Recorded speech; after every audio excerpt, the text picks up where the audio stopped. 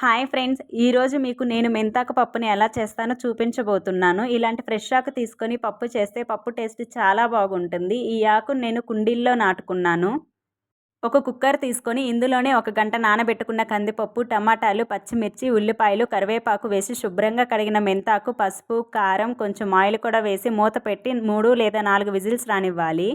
తర్వాత gas off చేసి కుక్కర్లోని గాలి అంతా పోయాక మూత తీసి పప్పు గుత్తితో మెదుపుకోవాలి. ఇప్పుడు రుచికి తగినంత ఉప్పు, చింతపండు రసం వేసుకొని కలుపుకోవాలి. ఇప్పుడు గ్యాస్ పైన పెట్టి పప్పును బాగా తెరలనివ్వాలి. పప్పు తెరలేలోపు మనం పోపు పెట్టుకుందాము. పోపు గిన్నె పెట్టి ఆయిలు, ఆవాలు, జీలకర్ర, పచ్చిశనగపప్పు వేసి వేయించుకోవాలి. ఉల్లిపాయలు, కరివేపాకు, ఎండుమిర్చి కూడా వేసి పోపును బాగా వేయించుకోవాలి.